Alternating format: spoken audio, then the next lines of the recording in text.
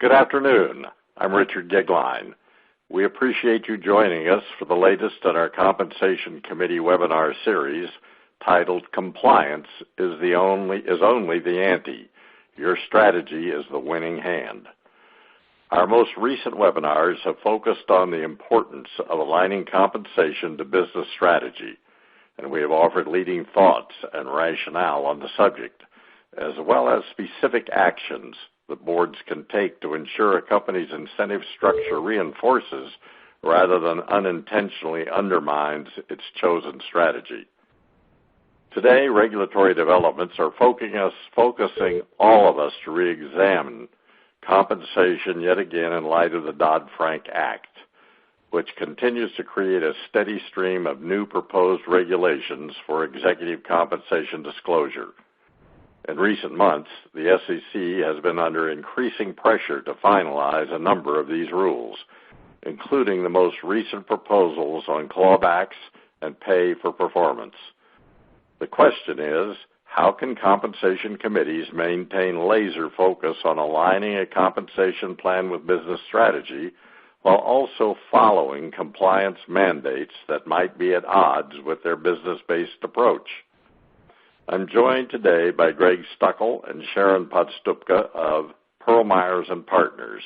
They are going to cover some recommendations on how to navigate this new wave of potential disclosure requirements and do so while still making sure that your compensation strategy can work to support value creation for shareholders. Now, before we begin, Ronell Perry with NACD's education team has a few housekeeping announcements. Ronell? Thank you, Richard. Audience, we have a new console. I'd like to draw your attention to the right-hand side of the screen. You can submit a question to our experts for it to be answered live. You can also tweet along with us, NACD and Pearl Meyer, and you can download the presentation and access additional resources. The slides will be available at pearlmeyer.com/compliance is the only ante. And you can download a copy of the slides in the console in the lower right-hand corner. You will automatically receive 1 NACD credit for your participation. This credit may be applied to our NACD fellowship programs. You can contact the email address on the screen.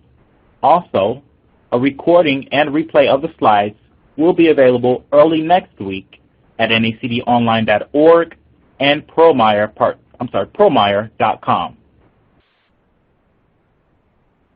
Richard? Well, great. This is Greg Steckel. Thank you, Ronell and Richard, for the introductions, and thanks for everyone for joining us today for this emerging topic. There are 3 main things we're going to try to cover on our call this afternoon. The first is really why compensation strategy and effective disclosure matter now more than ever. So we'll spend a little bit of time there. Then we are going to dedicate some time talking about the emerging compliance requirements. As Richard mentioned, the SEC has been very active recently with some Dodd-Frank implementation items. And then finally, we're going to talk about how we move beyond compliance to really telling your story, because at the end of the day, disclosure is about communicating with your shareholders. So with that backdrop, let's jump into the first issue, which is why does it matter now more than ever? Why are we talking about this? I think the first thing we mention would be, of course, we have Say on Pay. We've had Say on Pay for several years now. For most companies, this is an annual event or issue. And if you think about what that has done to really the role of proxy disclosure in general and the CDNA in particular, is that we've moved from a world where it used to be all about compliance to one where it became very much focused on communication, and now where it's very focused, I would say, on persuasion. In other words, it's a document where we're trying to persuade our shareholders to support the practices and programs that we have in place. So Say on Pay certainly has put disclosure front and center in many companies' minds. The second is shareholder activism. We all know that there's been a rising level of shareholder activism over the last few years. Executive compensation has really emerged as what we call a wedge issue, that if you are trying to get in at a particular company, if you're trying to raise issues about broad board governance, executive compensation is clearly one of the things that you're going to attack.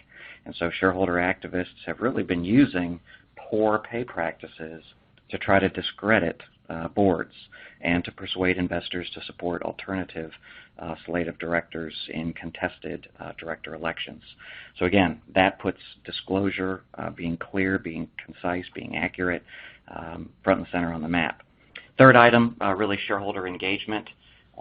We all know that all of these pressures are causing companies to spend more time actually engaging in dialogue with their shareholders.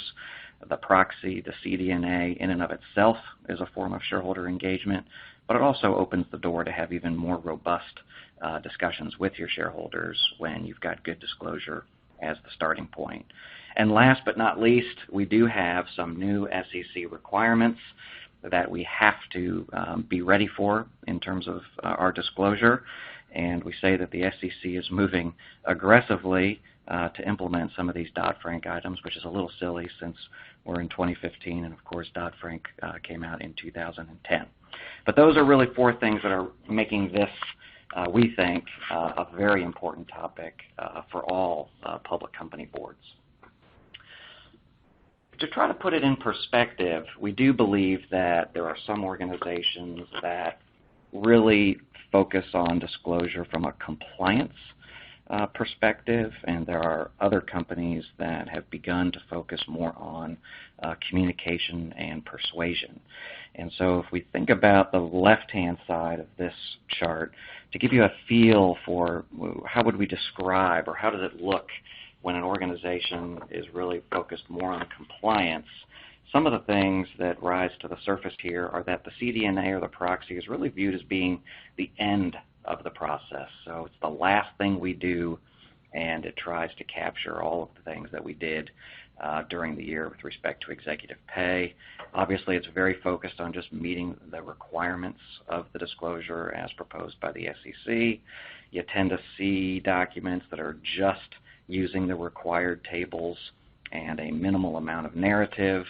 It's usually a process that's driven heavily by in-house and external legal counsel, where there's a real premium that's put on just sort of being consistent year over year in our disclosure, minimizing what we disclose, and just overall having a very conservative approach to this topic. And that's in very stark contrast to how companies that are focused more on communication and persuasion approach disclosure and the CDNA. Thanks, Greg. You know, I think if we were looking at this slide or seesaw a few years ago, what we'd see is the kid sitting on the communication side of the seesaw would be way high up in the air, and that communication really just didn't carry a lot of weight, and we would be really out of balance. Today, the communication kid is a little older and, unfortunately for me, a little heavier, which makes playing on the seesaw much more interesting and important. So as you can see here, I'm not going to read through this list, but we've now got a really important things that we need to consider with respect to communication that must be taken into account in order to ensure that your disclosure meets the mark from your investor's perspective or from the reader's perspective. And it's really not just about the writing. It's about the planning that goes into it. And so I know everyone is chomping at the bit to hear more about the rules, and we're going to get into that in just a few minutes. We're going to use this word a lot today, and it's all about strategy and how you balance thinking about the story you need to tell, especially in light of all the new rules and what we need to put out there, and not just your business strategy, but your narrative development strategy as well. So with that, I'm going to move us along to the next slide and do our first polling question. So quickly for our listeners, if you wouldn't mind answering, for your most recent CDNA, compensation discussion and analysis, what percentage of preparation time would you estimate was spent only on compliance?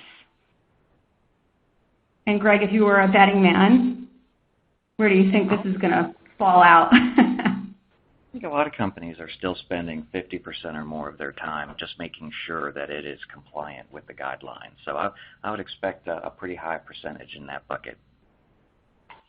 I tend to agree. Ronell, why don't we see what we have? Oh, look at that. Not as surprising as I thought. Okay, let's move on to the next polling question. On the flip side, for your most recent CDNA, what percentage of preparation time do you think should be spent on communication? And by communication, we really mean developing and getting consensus on key messages and drafting and a clear, comprehensive story beyond getting the technical and legal aspects correct. What do you think on this one, Greg? Richard, too, your perspective would be interesting. I think maybe middle of the pack on this one. I think, again, we've said that this evolution has been going on over the last few years. So I'm hopeful that in an ideal world, people are spending at least more than 25, if not more than 50% of their time worrying about what it actually says on the message that it's sending. All right, let's see what the envelope says. Ronell? All right, it's pretty close. It's pretty close. Terrific. Thanks, everyone, for contributing. And I think that sort of is one of the messages coming out of this for sure, which is, we put the balancing act or the seesaw in there on purpose because it really is about trying to get that right balance between meeting the requirements and also telling your story. So let's start into our second main section of our presentation this afternoon and talk about some of the emerging disclosure requirements. So this is a little more on the compliance side, but hopefully we'll give you some insights into how you can turn these compliance items also into more strategic communications around how your pay programs reinforce or aligned with your business strategy. So the first emerging development is with regard to the required CEO pay ratio. And this one is truly emerging in that we just had guidance come out yesterday from the SEC with respect to some additional details. But the high-level overview of the CEO pay ratio is that we're going to have to disclose a ratio which is what our CEO's compensation is divided by what the compensation is for our median employee throughout our organization. So when this rule was first proposed, it generated a significant amount of commentary. I think people were concerned that it wasn't going to provide any meaningful information. They were concerned about the ability to do these types of calculations. There was a lot of discussion about how it would be very difficult to compare these ratios, for example, across industries. If you think about a relatively small software company that might have a certain type of labor force or more highly paid workers, and you compare that maybe to, for example, a restaurant industry organization that has a lot of hourly and part-time workers, that, how are we going to be able to address differences that will exist across industries? And the other observation really was about how would we draw comparisons between companies that are primarily U.S.-based versus, large global multinational companies that may operate in parts of the world where, wages are significantly lower. So there were a lot of issues raised, a significant amount of comments provided to the SEC, and nonetheless, yesterday, by a vote of 3-2, the SEC has passed and finalized this CEO pay ratio disclosure. I think it was interesting of note that it was a 3-2 vote, and the two dissenters had some very strong words that were used in their dissent. One referred to it as saying, this is the most useless of all mandates. A second member referred to this as saying, there is no purpose to this statute, and it will achieve nothing. So again, very, very strong words of opposition from 2 of the 5 members, but nonetheless, it passed. A couple of the changes. Yes. Greg, let me inject a question here that I think is interesting. Does it have to be your CEO if you have another more highly compensated executive? Yeah, I believe it is written to be the CEO. So CEO pay divided by your median employee pay. Thank you. question. And again, if you think about some of the things that changed from the proposed rules, there weren't many, but there were a few things that we wanted to highlight for you that just came out yesterday. The first is that there are some exclusions in calculating the median employee if to collect that data would actually violate any foreign laws. So in gathering the information needed to determine the median employee or the compensation of the median employee, that's one thing that could potentially prevent you from having to use the entire workforce. Same thing with the second point there about de minimis non-U.S. employee exclusion. So I think they said up to 5% of your non-U.S. employee could be excluded, but there's certain rules around how that would operate that may in fact add some more complexity. The two things at the bottom of the list actually are the most helpful, I think. One development was that this notion of the median employee calculation might only be required every 3 years. I think this is an area where companies were struggling to say, how are we going to do it? What if it changes every year? This would allow us to kind of keep that median employee constant for 3 years unless there's a substantive change to the employee population or to compensation that would cause you to need to redo that calculation. So that might actually save some time, cost, energy, etc. And that last bullet, also important, is that you can do this determination really any time within the last 3 months of the fiscal year. Again, in the initial rules, it was very specific about the calculation being based at the end of the year, and so there was some concern that we were going to have to rush to try to do all these calculations within a shorter period of time because we had to wait until we actually got to the actual end of the year before starting to do these types of calculations and gathering the information. So this does create a little more flexibility, but really not much. And I think, at a real high level, I think our perspective on this is more aligned with the dissenters than those that were for this new disclosure rule. It's hard to imagine that it's going to produce useful information to investors about the executive compensation program. I think most of the studies that I've seen, suggest that the larger institutional shareholders have already expressed a view that this is not a significant number for them. They don't know exactly what they're going to do with it, but nonetheless, we will be in a world here not too long from now where the public companies in the U.S. will be disclosing this ratio. In terms of the timeline, what has been laid out initially is that the calculation will need to be done for fiscal years that begin in 2017, after January 1st, 2017, which means for calendar year companies, the first year you would do this calculation would be for fiscal 2017 as disclosed in your 2018 filed proxy statement. So a little bit of time to, if you haven't started already, to start going through these rules, figuring out who your median employee is, and getting some sensitivity at the board level as to what is this likely to look like. Greg, the question on this, is there a cutoff on company size, companies below a certain level of revenue or not required? There'll be some cutoffs for small issuers, I think recent IPOs. So there are some carve-outs for who will be affected by this rule and when.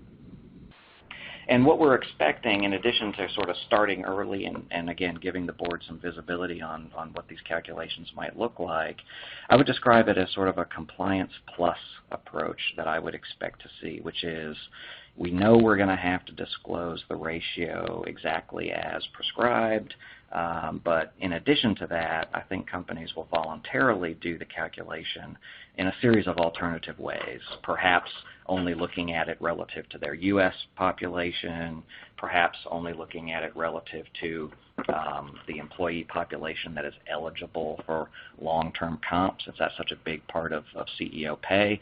And so you will have to do it, obviously, in accordance with the prescribed rule, but I think some of these other ratios that companies might voluntarily calculate and disclose is where you'll have an opportunity to link it up more with your strategy and your programs. Okay, let's talk about the next emerging compliance requirement, and that is around pay for performance. And so again, this was part of Dodd-Frank. This was trying to have companies disclose whether there was a relationship between executive pay and company performance. And so in the proposed rules, which have not yet been finalized, a couple of things I'd highlight about this. One is that the proposed rules cover all executive officers, and by executive officers, we're saying it's not just the CEO. So the named executive officers that are in the proxy are caught up in this. We thought initially that the SEC may only require this for CEO pay versus company performance. So there's two main things about this requirement. One is how are we defining pay, and two is how are we defining performance. And with respect to the former, defining pay as quote-unquote actual pay. And the way that is been defined in the proposed rules is that it'll use pay as defined by the summary compensation table rules with two exceptions. One is equity will be valued as of the vesting date, not the grant date. And the second is that with respect to pensions, it'll just reflect the current year pension cost as opposed to the aggregate change in pension value. So what they've done here is created another definition of executive pay in addition to the ones that we already have, which is summary comp table pay. A lot of companies over the last few years have voluntarily disclosed realizable or realized pay, and now we have this notion of actual pay that will work its way into our disclosures at some point. Performance is being defined very narrowly as total shareholder return, and will be presented on an absolute basis in terms of what your company's total shareholder return has been, as well as on a relative basis against a peer group. So this disclosure, I think if you look at the sample table that you have on the slide in front of you, I don't think the information in the table necessarily is going to be that useful. It's initially going to have 3 years of information in it, building to 5 years of information over time. So the narrative that goes along with the table is really where I think companies are going to need to spend the most time making sure that they can talk about the actual relationship that exists between pay and performance in the company, even if it doesn't jump out at you based on the required tabular disclosure that we're going to have to make. And here, just like with the pay ratio, I think I would put this in the category of our expectation being around compliance plus, which is, okay, we have to provide this table with this information, so here it is. But in addition to that, either other tables, other graphs, other charts that are done the way the company thinks is perhaps a more appropriate way to demonstrate the linkage between pay and performance. The final sort of emerging compliance requirement is with respect to compensation clawback policies. And so, again, because Dodd-Frank was so long ago, a lot of companies have voluntarily adopted clawback policies that are fairly loose. They perhaps only apply to a certain number of people in the organization. They are only triggered in the event of fraud or misconduct that led to the restatement. It provides the board the right but not the obligation to recover erroneous compensation that was paid, et cetera, et cetera. Now that we have the new rules proposed, again, not finalized, but proposed, we see sort of a much more rigid requirement in the mix here if what's been proposed survives, in that all executive officers are going to be covered. That's following the standard sort of Section 16 definition of officers. It applies to any financial restatement, so it's not just in the case of fraud or misconduct on the part of executives. And it's a very broad category of incentive compensation, so it's not just bonuses or things that are tied to the underlying financial results. It's also equity-based compensation and incentive compensation that's paid, for example, based on stock price and or total shareholder return. And that is particularly troubling to a lot of companies and to boards because this notion of a recoverable amount, meaning how much more did we pay than we otherwise should have paid based on the restated financial results, whereas that can be somewhat clear if we're talking about a bonus that was paid on EPS and we can show what we would have paid under the adjusted or unadjusted numbers.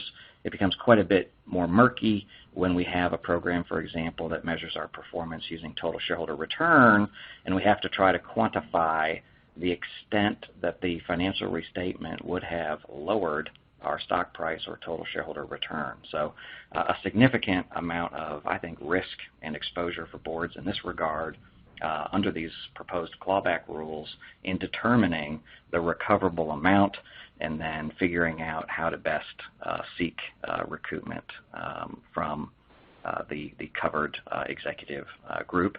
And again, here the disclosure is going to be very specific. You'll have to file your clawback policy itself so that the SEC will know that you have a policy in place that's compliant.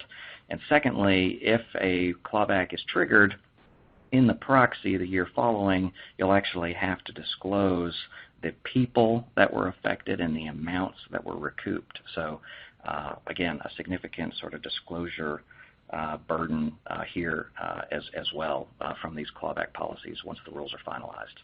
So those are the big three emerging compliance developments. And what we thought we might do is with that backdrop, go to another polling question and see if we can get some input from the audience today as to which of the following new disclosure requirements has you the most concerned at this point. Sharon, what do you predict? My answer would have been very different a week ago. I'm betting on the CEO pay ratio. I think you're probably right. I think either that or the pay for performance, those two might be pretty close in hand. I think the CEO pay ratio may edge it out, but I guess for now we can take a look and see.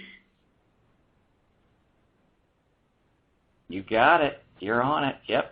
And it's interesting. I think that another thing we could have asked, or that I know we've asked in other situations, is whether the concern is in the disclosure and the concern is from an investor perspective, or whether the concern here with the CEO pay ratio is really just more of an internal sort of employee communication issue, because one of the fears I think companies have is that local newspapers will pick up these stories, they'll publish these ratios, and it may cause employees to ask a lot of questions, even if the investment community just doesn't give it any attention whatsoever.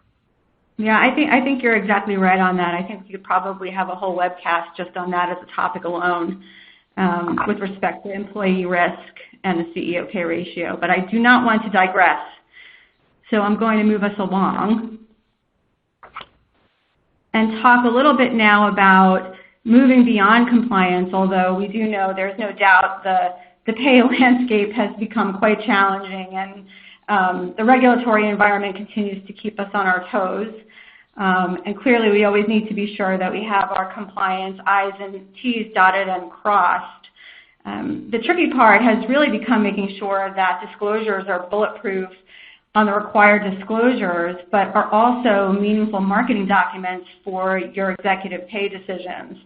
And what's happened is that this means it just goes beyond creating a reader-friendly document that explains how your program works and simply lists pay decisions. I think most companies have gotten pretty adept at doing that. I think what we need now is almost a secondary or a new checklist beyond compliance that makes sure that companies are hitting home critical messages about business strategy and leadership talent goals, methodologies for defining pay, as well as perspectives on evaluating pay. So, for example, discussing how compensation is actually earned rather than theoretically achievable, and how that all aligns with business performance.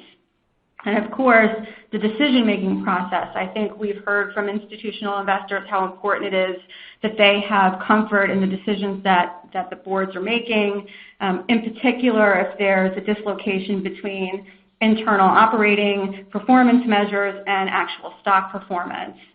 So, I think what's happening with these fast-changing rules, companies are struggling to keep up from a communication perspective, because what we haven't really done a good job of is taking a step back and making strategic decisions about how to balance all of this content. We've simply just layered information year over year over year, turning these documents into monsters that most people are really starting to get frustrated with. And in fact, you can see here on the right-hand side of the slide, there's recent research out of Stanford that tells us that our institutional investor friends are really struggling with getting through the documents up through, even this year. And it's really not that helpful when you're looking for support and hoping that your investors don't just blindly follow ISS and Glass Lewis. So what can companies do to make sure that they're not just layering on information?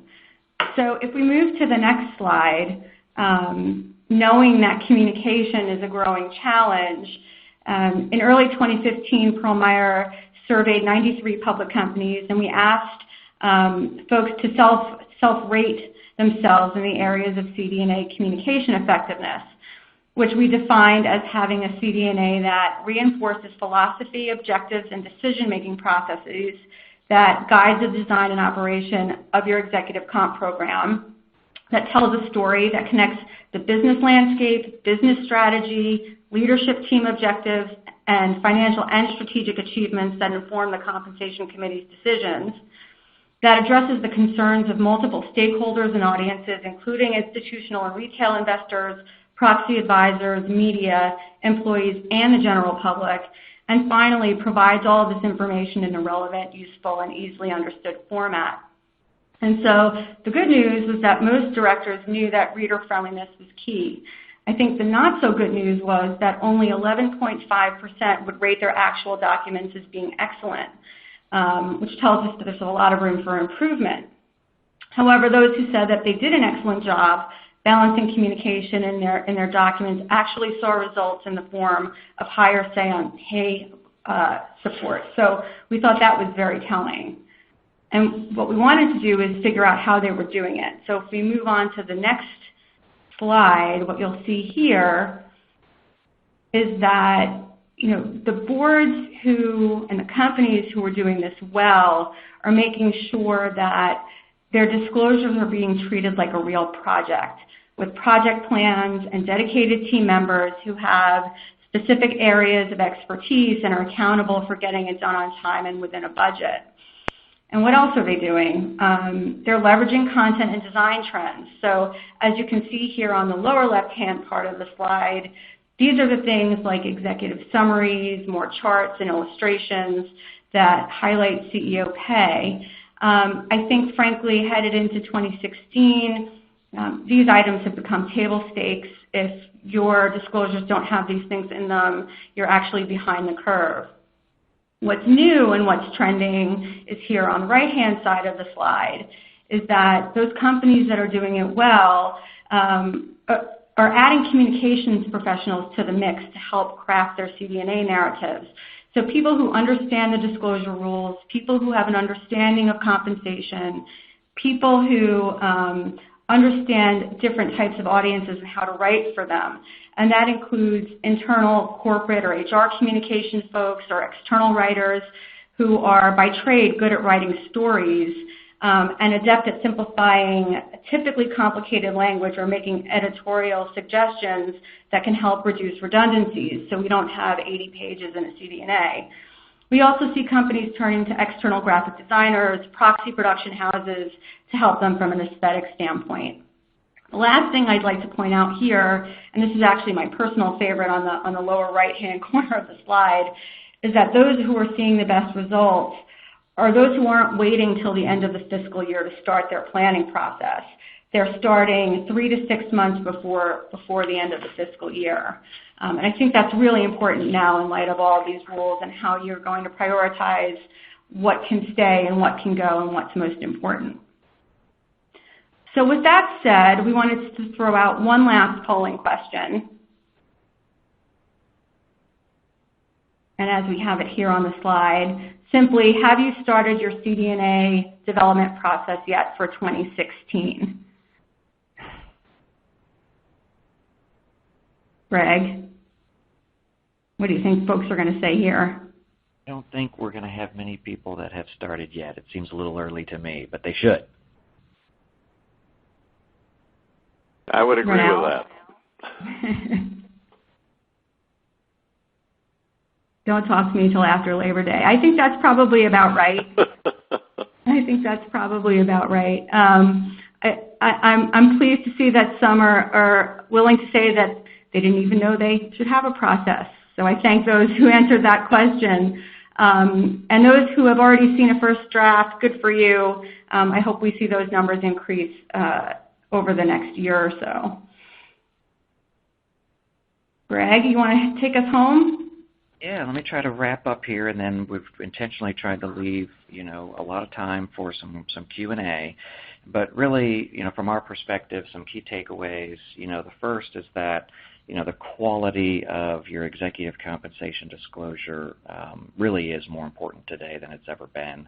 Hopefully that has come across in several different ways today. There's no question that compliance, is important. And I would also say that it's becoming more complex because of some of the things that we talked about today. And it's really not just the disclosure itself, but some of the other things that you can start to think about. So, for example, on the pay ratio disclosure, it's one thing to know that we're going to have to put it in the proxy. It's another thing to try to manage sort of any shareholder relations, any employee relations issues that may arise from that. So really having a strategy and a plan for how to manage the message in addition to just being capable of doing the calculation and putting it in your public filing. On the pay for performance disclosure, I think this one has, the potential to be the biggest disconnect between how companies think about the relationship between pay and performance and what you might have to put in your proxy in that table, format. And so how do we make sure that we comply by putting the table in there, but also make it clear that, for example, our pay program looks at, a different measure of pay, and when we look at performance, we think much more broadly than just total shareholder return, 1 year at a time. So not letting that sort of disclosure requirement get in the way of your ability to really link what you're doing on executive pay back to achieving, results that are good for shareholders. And that, of course, goes back to some of the earlier things we talked about in terms of avoiding giving shareholder activists an opportunity to raise issues, and also hopefully increasing your chances of having a strong say on pay vote. And then on the clawbacks, again, the compliance side of it is we're going to need a policy and we're going to have to disclose it. But I think here the real challenge is around how to communicate that internally to the people that are going to be covered, how to administratively handle it, because it's potentially going to cover people that no longer work for the organization. And as I mentioned, I think this issue around equity-based comp and programs that use total shareholder return as a measure, this notion of determining the recoverable amount is a significant issue that boards are going to have to deal with once these rules are finalized, if some of these provisions persist. So those emerging developments, whereas we're talking about them as, you need to put them in your disclosure and you need to be compliant, they really do have far-reaching implications, I think, that are much broader than just disclosure. On the communication side, hopefully what you've heard is that, it's not just about pretty pictures and charts. We see a lot of companies that do that, and those can be compelling. But what we really mean by communication is having a disciplined process, starting early, like some of you have indicated you've done based on the polling results, getting the right people involved and really using it as a chance to tell your story. So, from a process standpoint, you really have to try to start earlier, and I would say even more importantly, include the right people. It's not a legal document. It's not just about compliance. So you have to get the right people involved, and you have to have the right process, and you need to follow that process. The content itself obviously needs to be accurate and complete, and very much, I think, focused on making it simple for the shareholders to understand. Here's how we performed this year. Here's how we paid. I think that simple message, for example, in an executive summary, is the right way to do it. Here's the year we had. Here's the pay result we had. One of the things we like about that is it works in good times and bad. If you had a great year and paid well, that's great. Nobody's upset. If you had a bad year and you didn't pay very well, that also works. So focusing on that content, and I'd say, writing it for the shareholder. I mean, that's our target audience. I think sometimes we feel like we're writing it for the SEC, or sometimes we feel like we're writing it for the proxy advisory firms. But at the end of the day, it is a document, I think, that we want to have the target audience front and center be the shareholders. And so our whole point here with our analogy to poker is, if you play our cards right here, I think we can have a good result. Let me turn it back over to Ronell.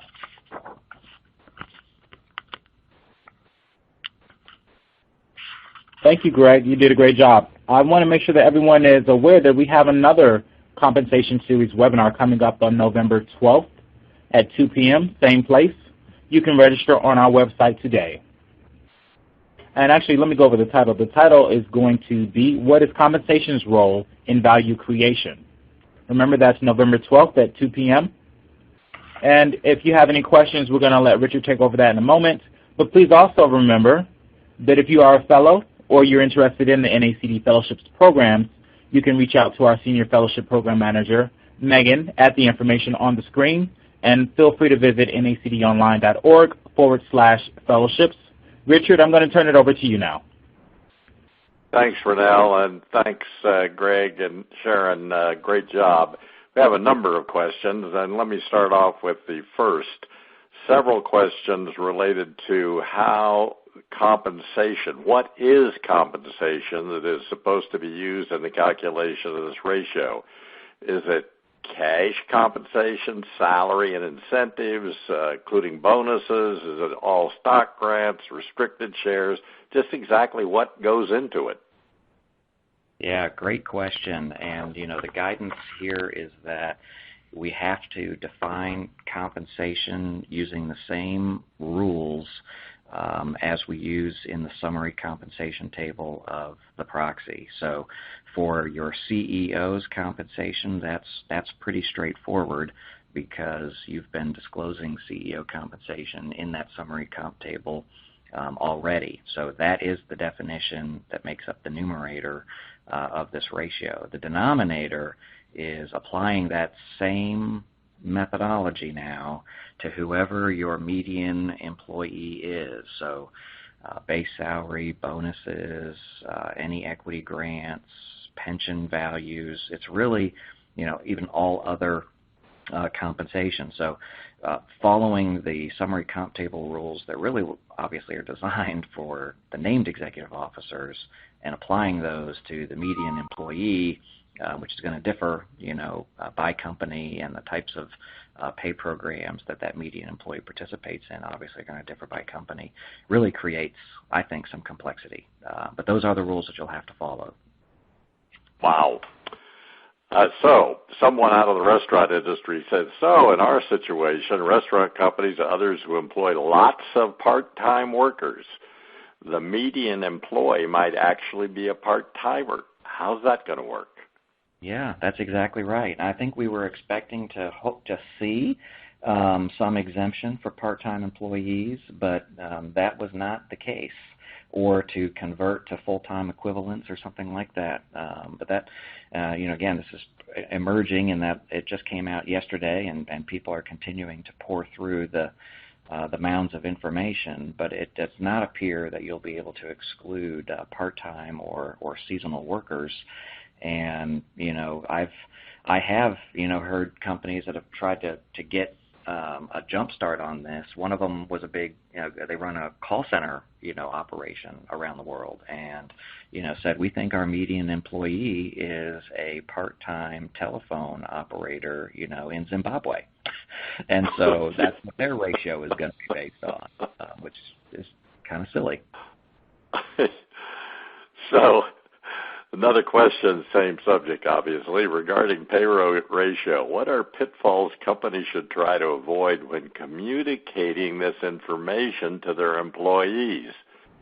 Seems like the median pay number can cause problems for those who pay falls below it.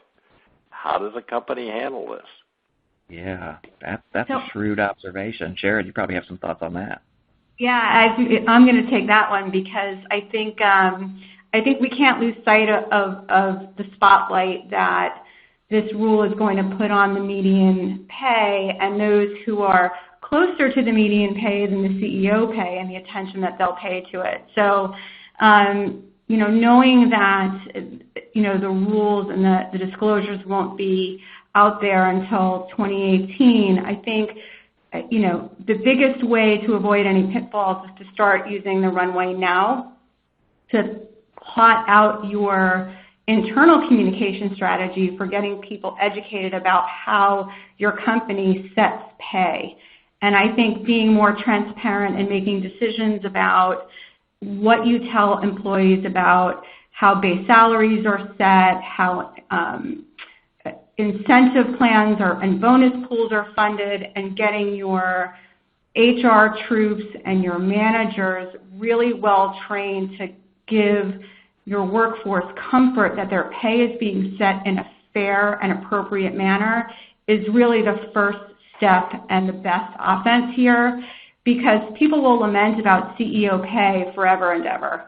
It is what it is, but once you see that number, people are going to start asking, well, who is the median employee? What does that person do? Am I close to that employee? Why am I either below or above?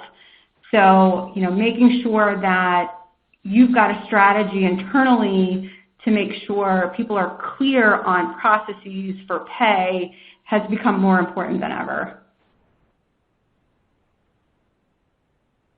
The next question is an interesting one. Do the rules for median employees include commissions and only on outside salespeople? Yeah, I think that it is going to include all forms of compensation, and I think you'll be able to use one of the mechanisms for calculating it would be, can we use just kind of the W-2 reported compensation as the basis for aligning all of the employees top to bottom and finding out where that middle person is. So I do think that those types of programs are going to be in the numbers. So the calculation really is done on the same basis that calculations for W-2s are created. This question came up because someone asked, if the company reports on a fiscal year basis, and obviously employees are covered on a federal tax compensation basis, what do you use? That's a good question. I haven't gotten that one before. I'm not sure.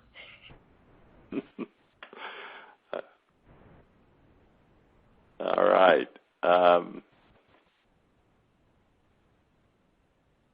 Here's an interesting question. What group of employees are considered median? How do you get to the median? Yeah, that goes to one of the challenges here, which is to you really have to have a system that allows you to pull all of the compensation levels together for everybody in your company. So think about that for a company with employees in various countries around the world, or a company that has been built through acquisition and may or may not all be up on the same HR IT system. to really create that data array to say, here's our highest paid person, here's our lowest paid person, and really you just look at that array and you get to that median, and that's your person. And then that's how you get to that median employee. And yet somehow the SEC, at least 3 of 5 members, believed that this ratio is actually going to provide some useful information to investors in understanding the executive compensation program, which, again, a lot of us think is probably unlikely. For those people with offshore facilities, must the report be published in each local language, or is it having it available in English sufficient? I don't know the answer to that. Sharon, any thoughts on that? On what it might be I actually don't know the answer to that either. I think we'll have to circle back on that one. So kind of going over to the clawback thing, there's a question here. If the clawback policy applies to an executive officer outside the U.S. subject to Eurozone and country regulations, is there a risk that the company may not be able to actually collect?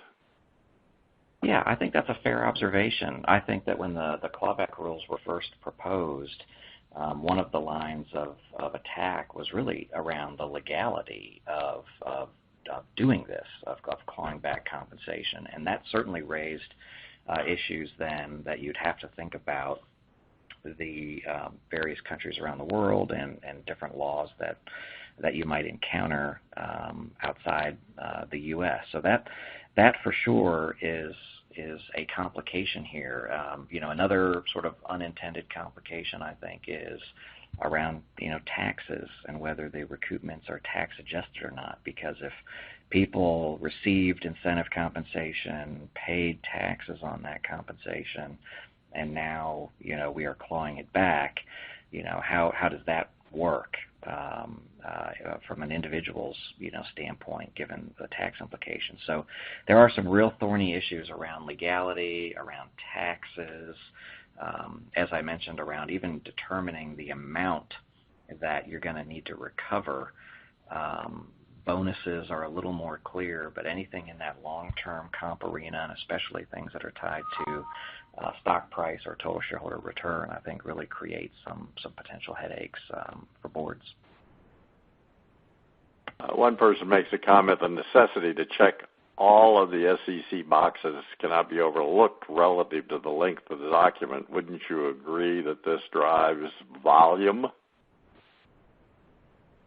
Absolutely. And Sharon, I don't know what you've seen in terms of the length of these in recent years, but it seems like they do get longer and longer, and companies at least have tried to do a good job of putting the most important stuff up front.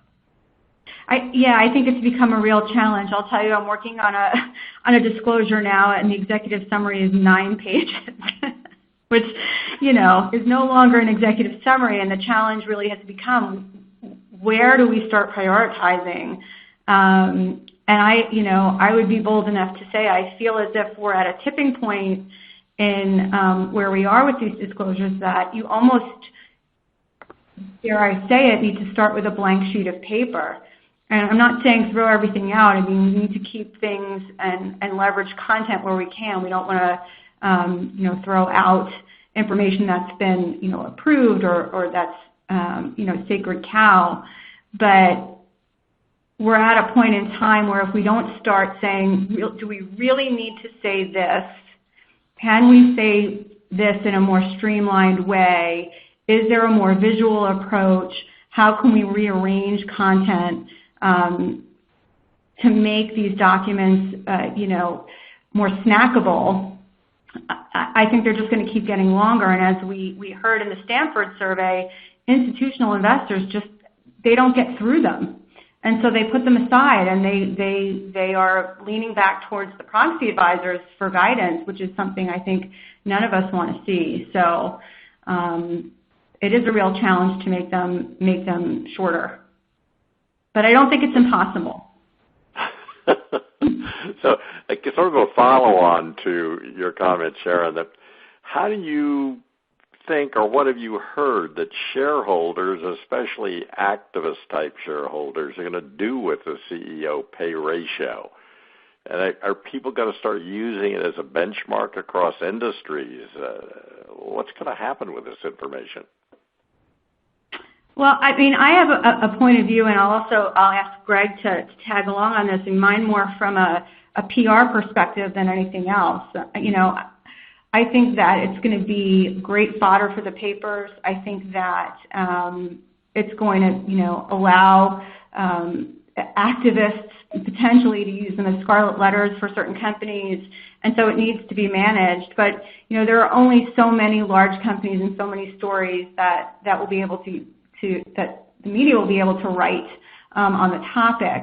But I think it is a big red flag, and we need to think now about how we start strategizing to mitigate some risks.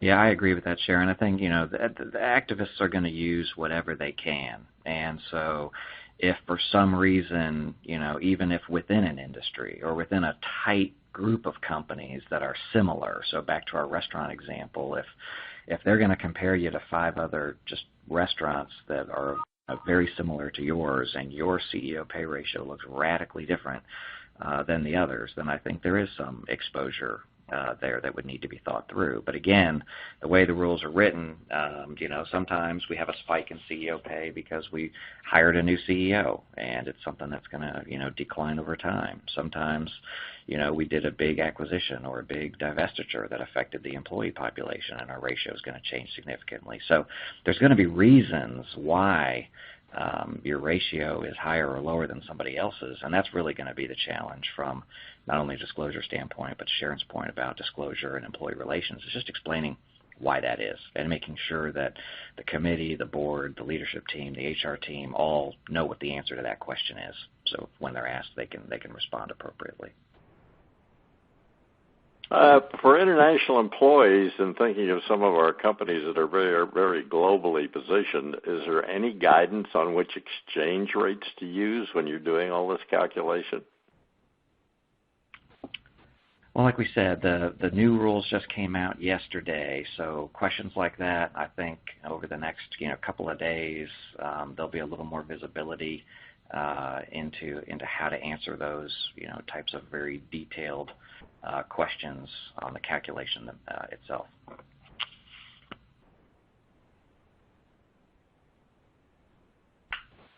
Would you consider providing a summary list of questions and answers to use as a resource from this webinar, please? I couldn't resist.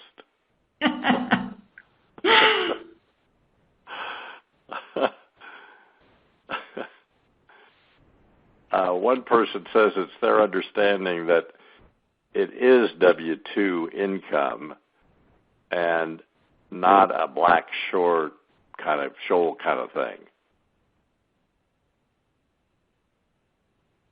when you're doing the calculation.